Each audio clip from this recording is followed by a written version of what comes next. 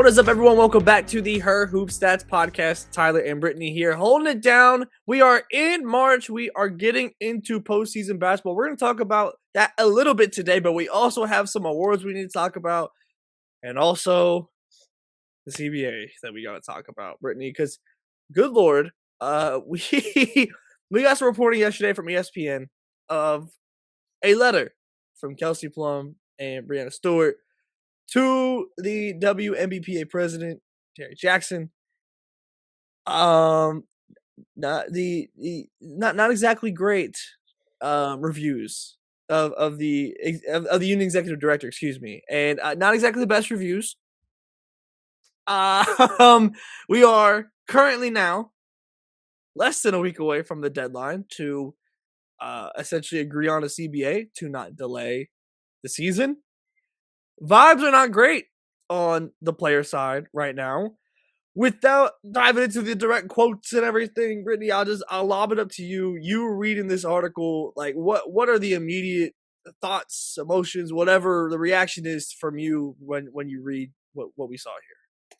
Well, I think as a fan, probably frustration, just because it feels like we're not getting any closer to an agreement. And it really seems, I guess, it goes back to like the lack of transparency, the lack of communication.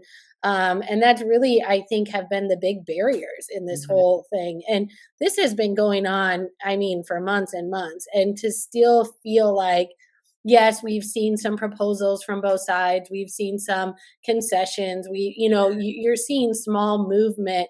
But then when you read something like this, I guess I don't feel like it's getting any closer to, a resolution than we were 3 months ago. I think progress is being made. But certainly I think players are frustrated.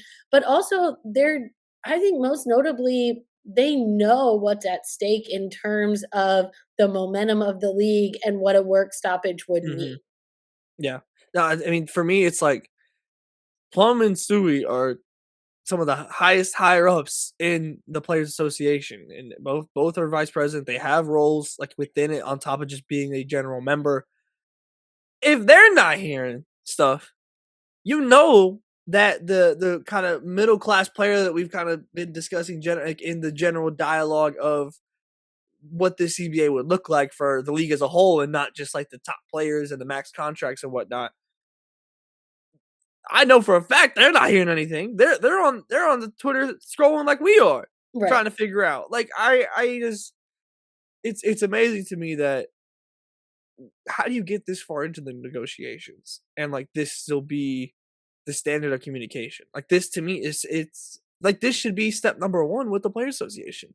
If you are not communicating with the players, what are we doing here? I mean, like what is being done at all? So it's like now when you think about the last couple months, especially when you've seen these proposals go back and forth, who are these proposals even like truly from? Like whose opinions have even been like heard out on these proposals? And I obviously I think it's important to have the collaboration between the players and the business folks, if you will, or the exec, and that matters when you're doing this type of negotiation.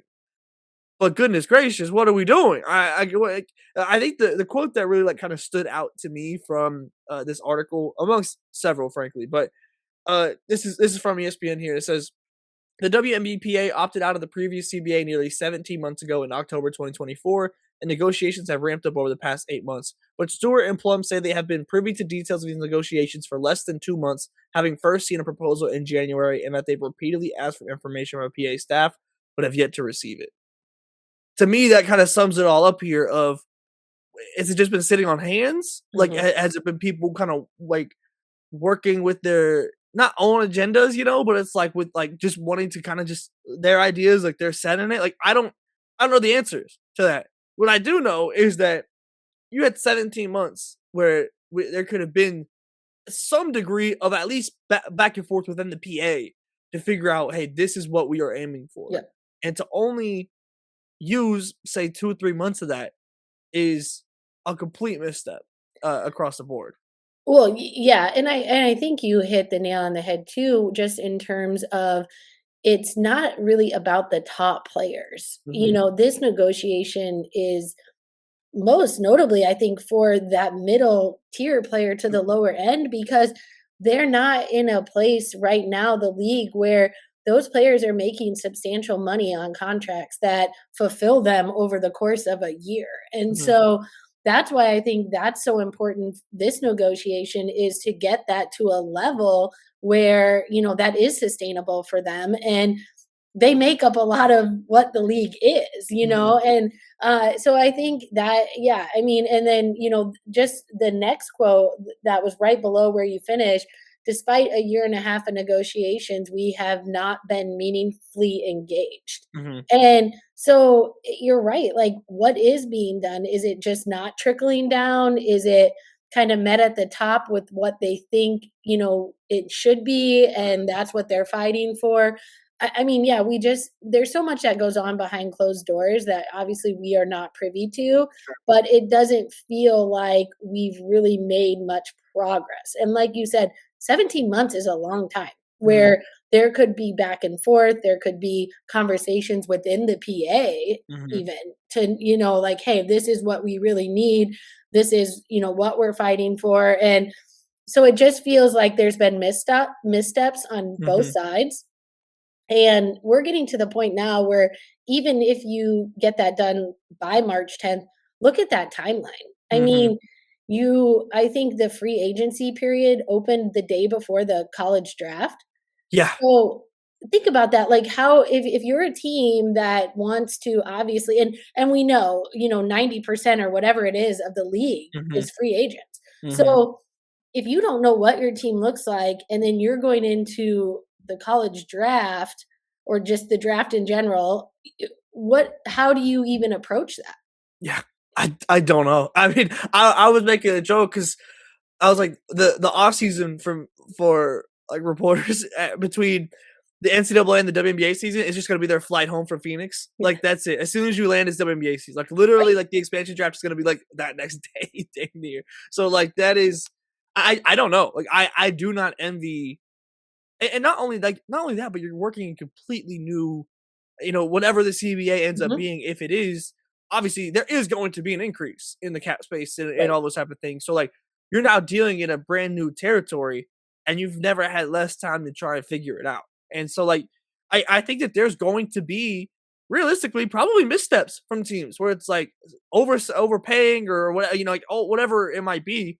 And it's like to a degree I can't even fully blame them if Mhm. that is kind of what you are working with here, where nobody has any idea what this truly looks like. And again, you've never had less time to try and plan anything out. And it's like I'm sure like behind the scenes from a team perspective, from like a front office perspective, like those conversations have been happening in terms of trying to plan out maybe like a vision board, if you will, or Mhm. whatever. But like with everything being so open and at least legally, I don't know Yeah. anything about going on behind the scenes tamper wise, if there is anything. We know tampering exists at Well, every level of you know what I mean? basketball, So it's so like I'm not gonna sit here and be incredibly naive, but conversations shouldn't have started yet, in terms of where players might be interested in or anything. So it's like I don't envy being in that position, and even more so, I can't comprehend this timeline of what has gone on in the PA. Because even with the WNBA, when they weren't responding, it was like, well, okay, we were under the assumption that hey, like the PA is ready to go, like let's play ball, and the WNBA wasn't responding. This paints a completely different picture, where it's like you had the executive, like the business people of the PA, you had the players, and you had the W, and nobody was really talking to anybody. It sounds like, and that this is how you get here, where you are trying to complete the homework by 11:59. Like, I mean, it's ridiculous. I'm I'm frustrated. It's being a women's basketball fan is very like I'm very split right now because like on one road you have CBA negotiations and just like the worst experience of your life, and then on this side you have March, and it's March Madness, and I am very exactly. excited for that. So I'm just gonna kind of pretend that the CBA negotiations don't exist right now, and be able to just enjoy basketball, frankly, because I don't know when I'm gonna watch basketball again after this NCAA tournament. Hopefully, we get a season and everything. Still, obviously, from an individual perspective, I want the players to get everything that they can, but also,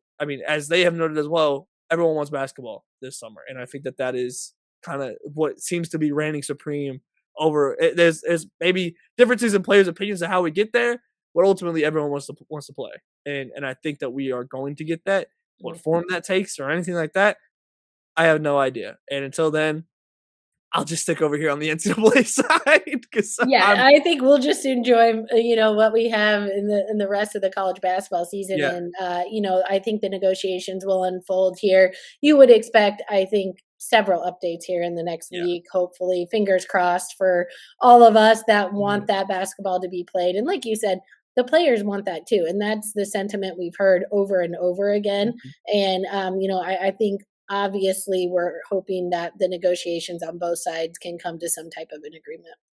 Yeah, well, let's flip over to that NCAA side because we do have conference tournaments starting up, but we also have had some conference awards that have dropped. And I did want to start in the SEC. I want to make a point about some of the Big Ten awards as well, but I I I mean to start in the SEC. I mean, first off, Vanderbilt completing the sweep of the awards that they were really in the running for. What a ridiculous, incredible season for Vandy. I mean, obviously, Michaela Blake's Player of the Year might have been like the easiest. I I I don't we don't have the votes here, but like I assume that pretty much every coach besides Shay Ralph who can't vote for her own player voted for Michaela Blake's. I think this is about as clear cut as it can get.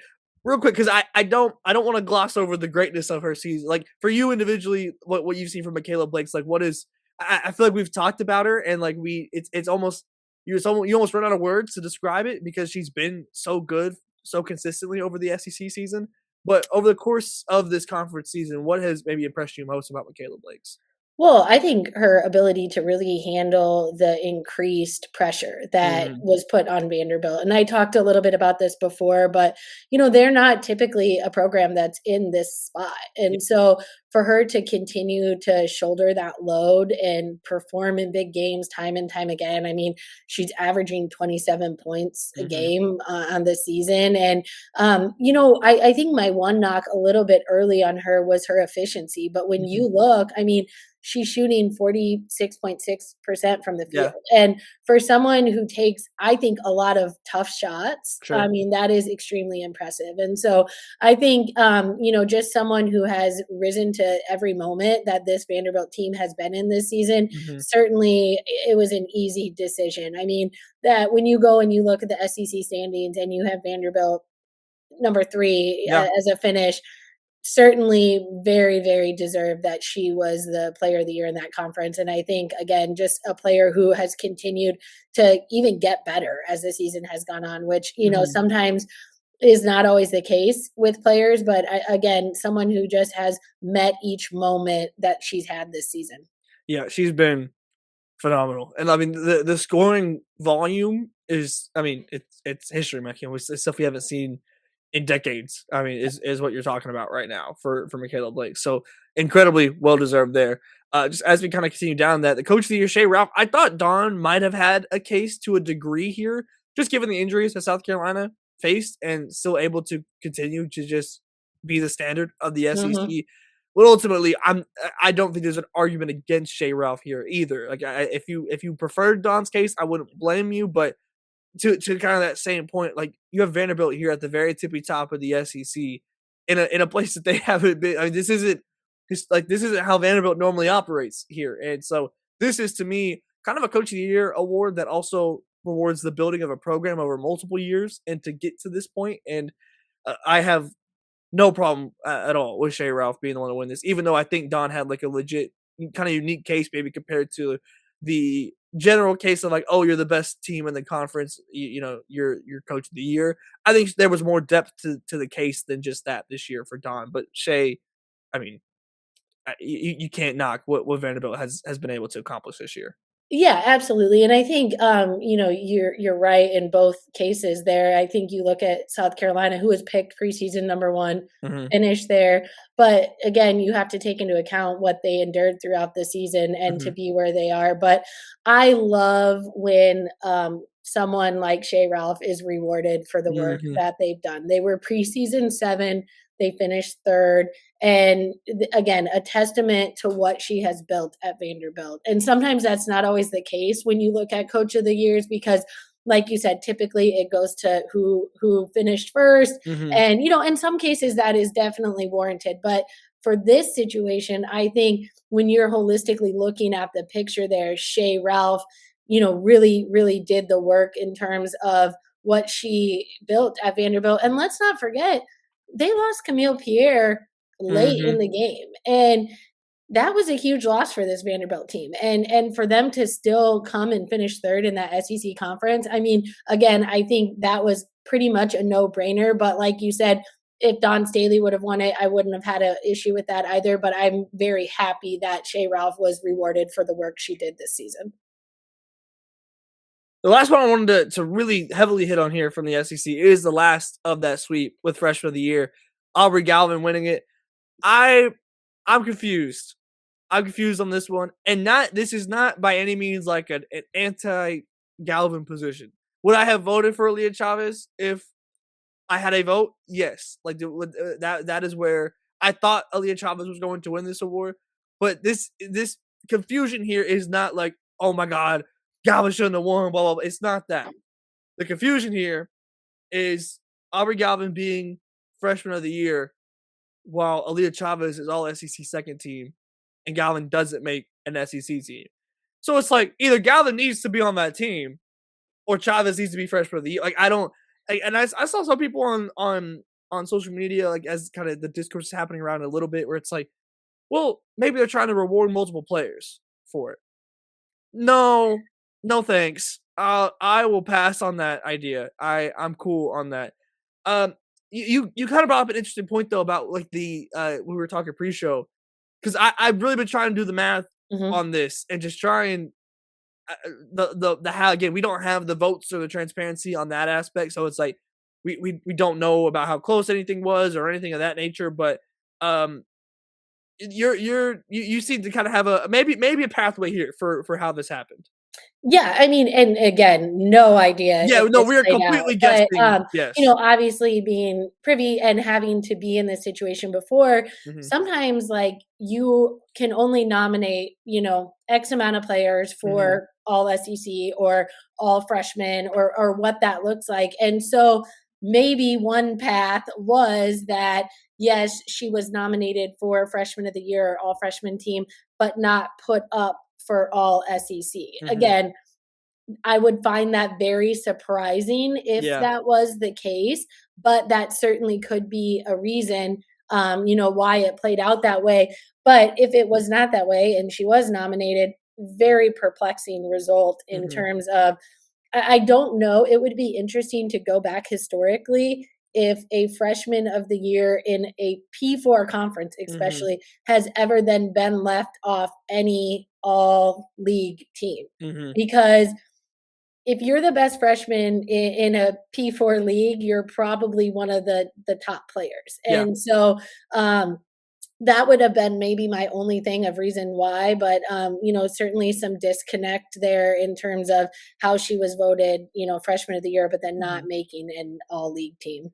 Yeah. I don't know, to memory, at least recent memory, like a divide like that between an individual award and the all conference team, like where we've seen that happen in Mhm. any other time recently, in terms of someone winning an individual award but then not really being featured. Like it's Right. normally, like you see that a little bit here as well with like my lady for Wiley not being on one of the all SEC teams, which I think she certainly had a case to be on as well.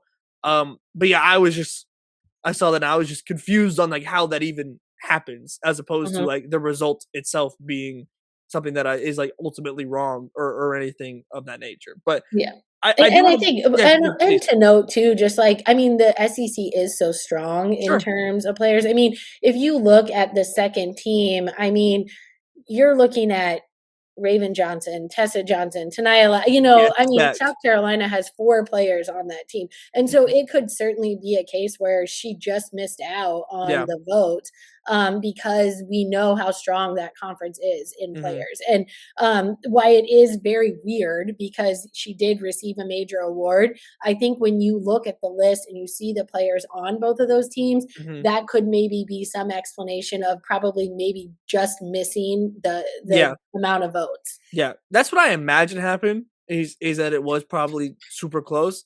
I just again, having Aaliyah on there, it just I don't Right. understand how the votes could lean that way on one race for all Mhm. SEC and not for freshman of the year. Right. And again, that's an answer that I will literally never have given Yep. to me at all. And I'll just get to sit with this for the rest of my life, which is awesome. Yes. I did want to put out one thing real quick before we look at some of these conference tournaments. From the Big Ten, Lauren Betts being the first player to win Player of the Year and Defensive Player of the Year since the award was first given in '99 2000. Um, Incredible achievement there.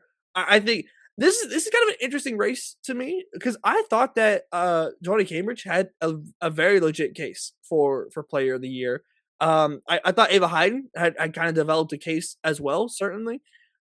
Like to me, this is an interesting one because it kind of reminds me of the National Player of the Year race a little bit, where it's like you have a big that might not have the most insane counting stats that you see, and they have talented players around them, and then you have a guard that is kind of carrying their team in Cambridge. If you're not totally factoring in Hayden into it directly, Mhm. uh, I just from your perspective, I think Lauren Betts is obviously stupidly impactful for what UCLA does. So I'm not mad at this by any major way at all. But just in terms of the counting stats, when you look at Cambridge and what she's been able to do, and Ohio State being able to pick up some legit momentum over the course of the Big Ten tournament and overperform or a little bit, I'd say, over the course of the conference season, at least compared to what preseason expectations were. I was just in general thoughts on the Big Ten Player of the Year race. Yeah, I mean, I think when you have a player like Lauren Betts, it's hard to really, I think describe her overall impact Mhm, on a mhm. team. And obviously they went through the league undefeated. They've Yep. had an incredible season. And so I think why her numbers, aren't what, Cambridge's are, Yeah, like you said, they're in very different positions. sure. UCLA is surrounded with talent. They're a veteran team. And so she's not asked to do as much as Jelani Cambridge is. Mhm, And I think when you look at that, that's probably the factory. I mhm. would say, you're not discrediting the season that Cambridge has had, and Sure. obviously she has carried that Ohio State team. Mhm, I mean, they have exceeded expectations. They've, had an incredible run here.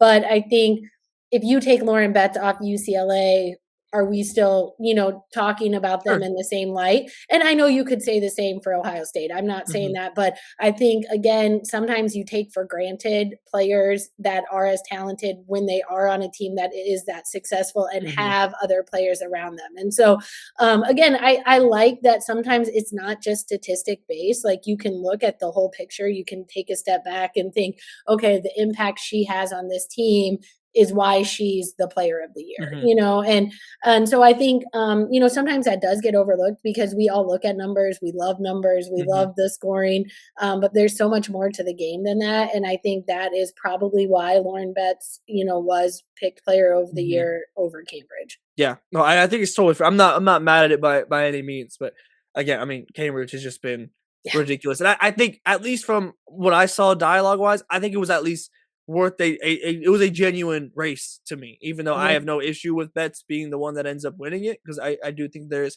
things that aren't measured on the box score. I mean, if you counted like every layup that was diverted from the paint with her presence as like a block, I mean, she'd be like the all-time leader in blocks. Like, I Right. mean, like Yep. just her being on the court completely changes everything for both teams, frankly, that are involved in a game with UCLA.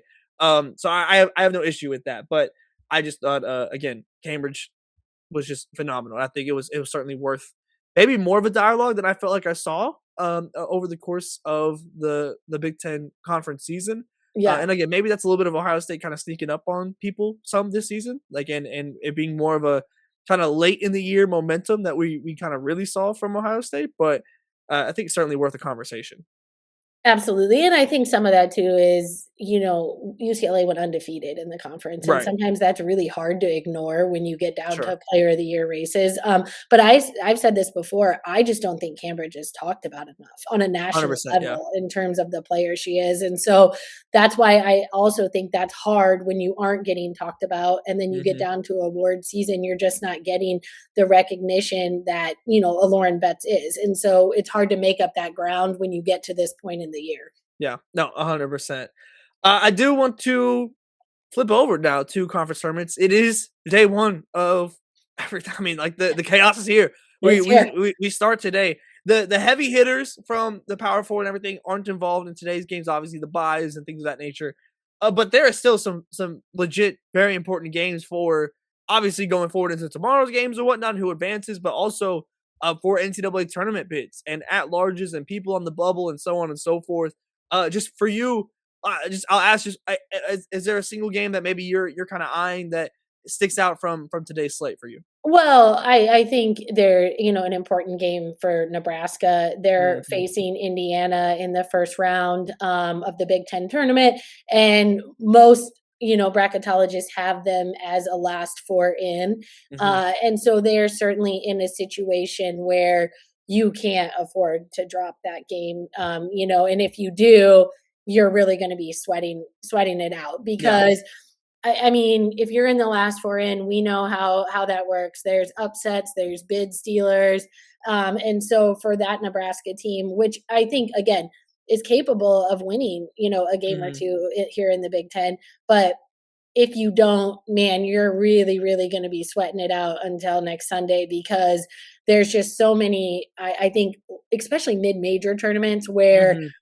man, there's some bid stealers out there, and it's a definite possibility that that could happen. And so, Nebraska has to win today, and Hmm. then maybe even the next one to feel really good about where they're going to be, come selection Sunday. Yeah, I'm taking a similar route here with Arizona State, who is pretty much echoing all the same sentiments you just laid out for Nebraska. Same thing for Arizona State, and this would be a major feather in the cap for Molly Miller to be able to go first year and to make the NCAA tournament. And your first game is against your rival, Arizona. I mean, like this is what it's all about. I mean, like first game of postseason play, your postseason life is kind of on the line again. Also in that kind of first four out, last four in type of area there on the bubble, and that is not a safe place to be. It just simply isn't. To your point, and being able to go and I mean, I Arizona State might probably is probably in a similar position of needing multiple wins realistically, and to at least be safe, to Yep. be fully safe, and I I mean, if you're able to start that off, if you're able to go and make a run like that, even if it's not fully to the final, but if you're able to go and make a decent run, and you started off with officially sweeping your rival, I could think of worse ways to start off a run for that, especially because we had a little bit of spice in the regular season with between these two teams, which I absolutely love. More in-state rivalries being spicy, please. But yeah, I mean, like you look at Arizona State, like they haven't been able to they went on that really big run to start the season of wins in the non-con, and it's been kind of a kind of coin flip over the course of the Big 12 season, and not able to get like that really kind of big statement win over a ranked team that would feel necessary to really boost the resume. So if you're able to go and beat Arizona, you'd play Iowa State next. Obviously, Iowa State has fluctuated over the course of the season as well. But if you're able to potentially beat those two teams, you're feeling much better about where you stand. Just having that run being made again in a very very similar way to Nebraska. I think that those two teams, maybe across the Power Four, are the two that are most needing. Yep. You're looking at the games today, like most needing to win and maybe win again to fully find their place solidified in the NCAA tournament. But again, as you mentioned, you simply cannot trust the mid majors to Yeah. not cause chaos because it's bound to happen. There's going to be bid stealers, Yep. and you don't want to be on selection Sunday not knowing if you're going to get in or not to that degree because that is scary. That is a place that nobody wants to be. Um, but I'm excited. I'm so excited. I'm so happy March is here. Again, I'm just gonna stay on the blissful side of March over Good this idea. way, instead of going back over this way with whatever's going on in the pro ranks. Because I just I don't know her. I don't know what's going on over there. I don't think anybody does, Tyler. No, So no. we're better just yeah, Apparently not a soul. right. You know what? We're better off just to enjoy the college basketball we get No, to watch. literally. So make sure you guys enjoy your college basketball to the highest degree by tapping in here with the Her Hoop Stats podcast. We're here every day of the week, Monday through Friday. We're here, so make sure you're tapped in with Her Hoop Stats. Obviously, wherever you listen to your podcast, but also on all social medias as well. This is the best time to be a women's basketball fan. It's the best time to consume the Her Hoop Stats podcast. So make sure you're tapped in across the board, and we'll see you next time.